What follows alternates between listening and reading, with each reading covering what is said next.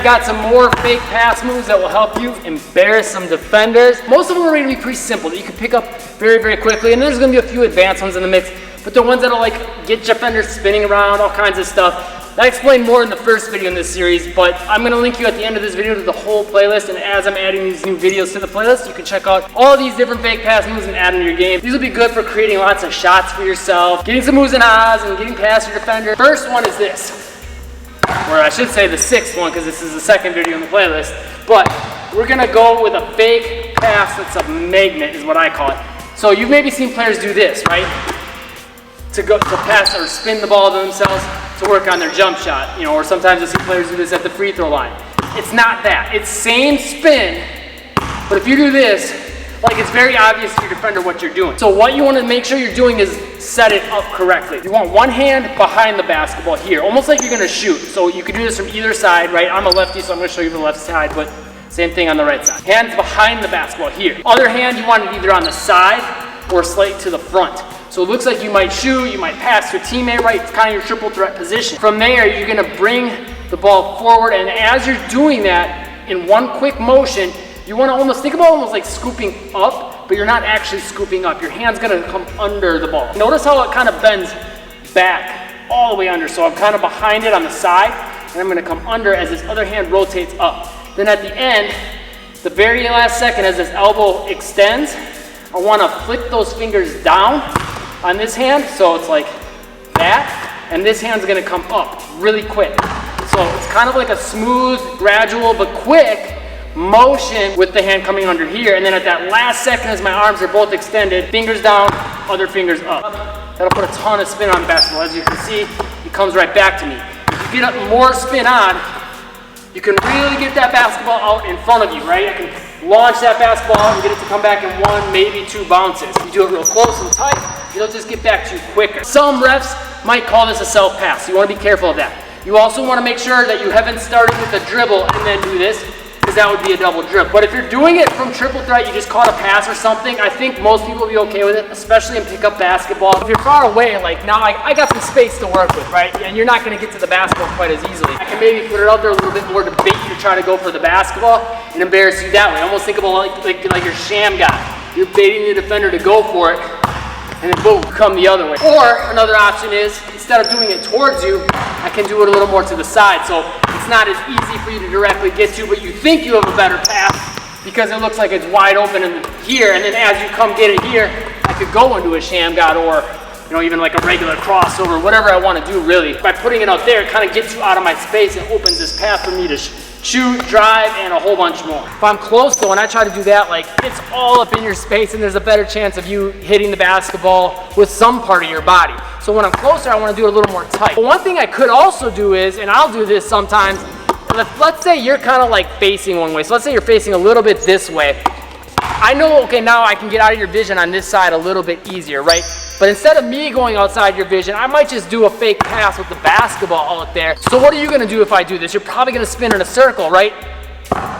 Boom, ball's back to me, too late for you. Or I could go here, and you might just drop back that way, right? And try to get after the basketball, because you're like, oh, it's behind my back. What am I gonna do, right? I gotta try to react to get to it. So I can kind of play around with that there too by getting it out of your line of sight that way. Okay, next move is actually a street ball move, but I'm gonna give you a way to make it kind of more fundamentally okay and legal.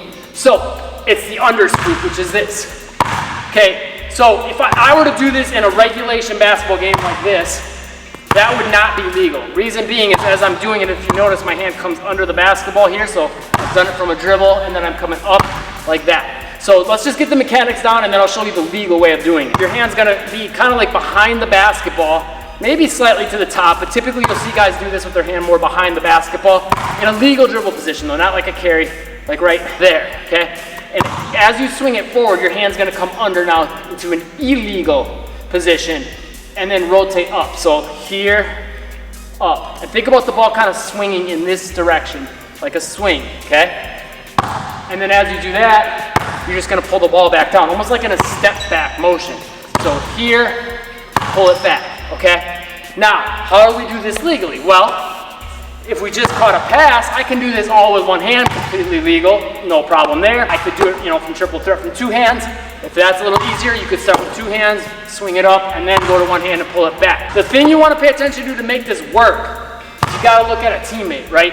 To really help sell that fake. What really helps sell this fake more than like a typical just like a pass fake is that there's a little bit more extension, and when you do it with one hand, it's a little more convincing. Like anyone can do a pass fake with two hands, right? It doesn't like really sell it as well as like on one hand, because you can extend that arm out a little bit further so it's more exaggerated, number one.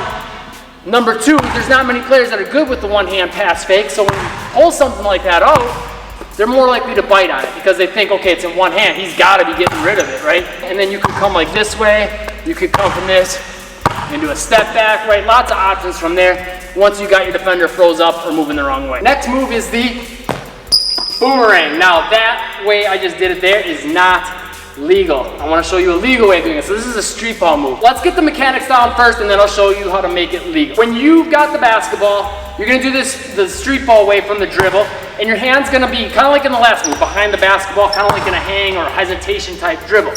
From there, your hand's going to rotate over the top, just like in your inside out dribble. It's going to do almost that exact same thing, but we're going to do it up high, okay? So if you'll notice, my hand's rotating over the top, but it's like a really high inside out dribble. And instead of my hand coming here, I'm going to rotate it more, instead of like to the side, because that's really awkward. Think about it getting more like behind and under like this, so here. So I'm kind of keeping my hand behind the basketball and rotating over the top like this, and then my hand is under, like this. And then at the last second, flick that wrist. The other thing we want to pay attention to is we want to do this so the ball, as we're extending it, is coming towards our defender. I want to get this pass fake behind your head, right? You can't see the ball here, especially if I do it quick. If I do it slow, it makes it a little more obvious. You can kind of turn with the ball. I got to get close and I got to do it quick. The other thing I got to make sure I'm doing is getting your hands all out of my space. If you got your hands up here, you can get after the basketball, right? So that's why a lot of times I like to sell like little inside out fakes and kind of keep my eyes glued to the ground here, or looking down like into a lane that I want to try to drive into. And from there, that'll kind of get you thinking, okay, low, low, low, and that'll get your hands down here where I want them. So now I got the space to work with up here, boom.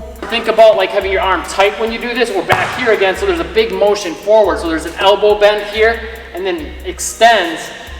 It's gonna look like the ball's coming forward real quick, and 9 times out of 10, you're gonna turn it around. Couple things to make this more legal. This is sort of one of those gray area moves you gotta be careful of, but if you catch it from triple threat, like a lot of these other moves, most times you'll be good to go. But you don't want to pop it in the air for, you know, like a really high amount, because if you do that, then it's going to look to a ref like, okay, I don't know about that. Even in pickup basketball. Pickup basketball, you'll probably be okay though, because if you embarrass someone, people will just be like, oh, you got them, and they'll let it slide. A lot of times. It just depends on who you're playing with and if they're like really, those are the rules. Rotate your hand a little bit more to the side, like this, and then try to think about flicking it back.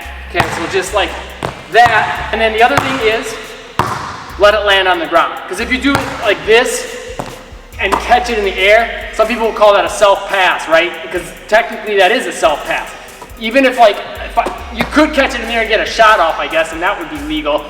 But if you catch it and land, or catch it and you're ready on the ground, that's not legal. So make sure you're from triple threat, make sure you're doing it quick, extending the arm over the head, flicking that wrist. And then besides that, the other thing I like to add into this to help sell it, is just like a little jump. Like, because if you do a little jump, it's going to sell more to the defender, like, okay, he left his feet, he had to have got rid of the basketball either with a shot or a pass or something. That little detail makes a big difference. So when you do that, they're going to turn around more often than not, and you'll be able to embarrass them. Next move is a variation of a hot sauce move. If you know who hot sauce is, drop me a comment. Called the Fred Flintstone Shuffle, and I'm going to give you like a little bit more acceptable way of doing it. Maybe you've seen street ballers do this where they got a defender on them and they're dribbling and they'll put the ball behind their back. Well, this is a fake of putting the ball behind their back, so they think the ball is going to come to this side, they go sliding that way or spinning in circles, and they look really bad. So if you really wanted, I mean, you could hit them up with, first of all, going behind their back and then getting back to it, and that'll like really set this up. But that is a little more street ball, so you don't necessarily have to do it, but can help set the Fred Flintstone Shuffle up. Key tips are, you've got to be really close to your defender on this.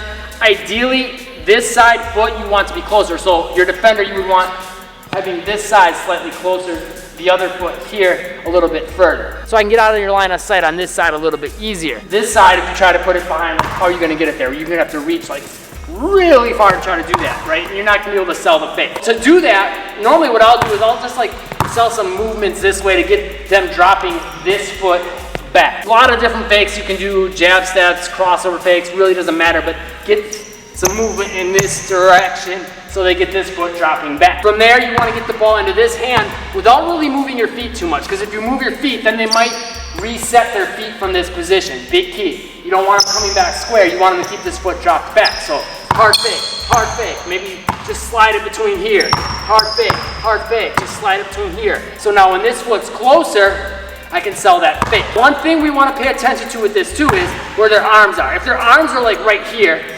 playing defense, it might be harder to pull this off. So you want to either try to get them down low by selling your fakes down low here to get them thinking low, or maybe give them a little hesitation so you get their hands coming up high, and that'll give you the space in the waist area to get this dribble up. It's almost like an inside-out dribble motion. Hand comes from the outside of the basket over the top, and then push it back out here. With that, you want to sell some fakes with your steps. I'm gonna put it behind your back. I'm gonna move this way. You see my body moving, right? And what are good defenders taught to do? They're gonna follow my hips and my chest. So I got you turning this way just a little bit. I come here and I move here. Where are you gonna go? You're coming here. But guess what? The whole time, the ball was right over here. That's how you kind of can embarrass people with this move. If you leave the ball bouncing on its own like that, though, some people might call that self-pass or something along those lines.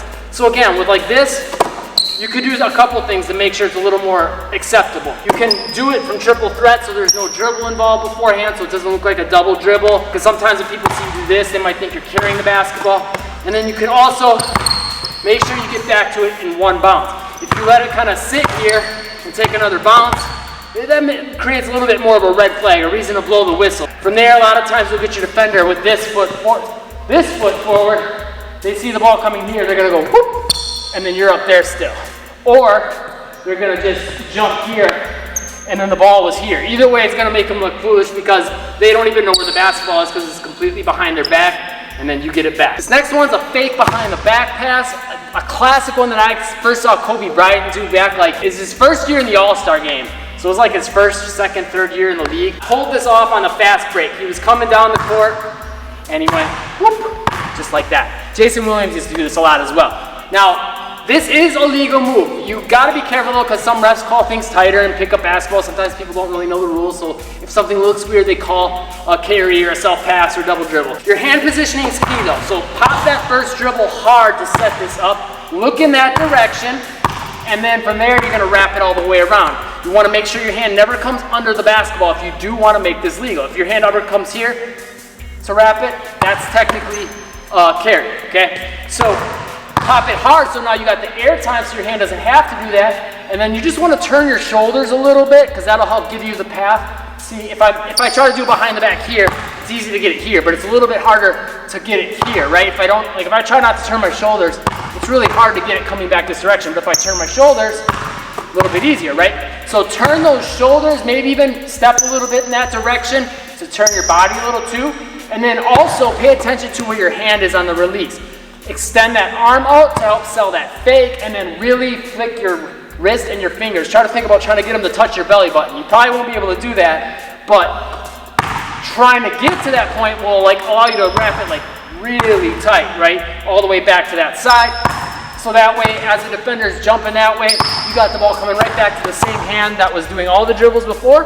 A lot of times you'll be able to get some easy layups off from that. Now the full playlist with all of these fake pass moves that I'm going to keep adding videos to is going to be linked to the top comment that I'll have pinned down below. And I'll also have a free ball handling workout for you there. That's a hybrid ball handling workout actually that develops both your ball handling and athleticism, so you can have like an athletic handle and jump higher, run faster, self fakes better, all that stuff, and do all that at the same time. It's 100% free. It's already helped thousands of players. I'm positive it'll help you too. Just click that link and I will send that to you right away for free. Subscribe and click the bell icon to catch the newest videos. And if there's anything else you want to learn or see, first of all, check out my channel because I literally have 1,000+ videos on this channel. And I've covered pretty much any topic imaginable, but I'm sure there's a few things that you can find. So drop me a comment if there's something that you want to see. And I will see you in that playlist and that free workout that I'll pin to the top comment down below.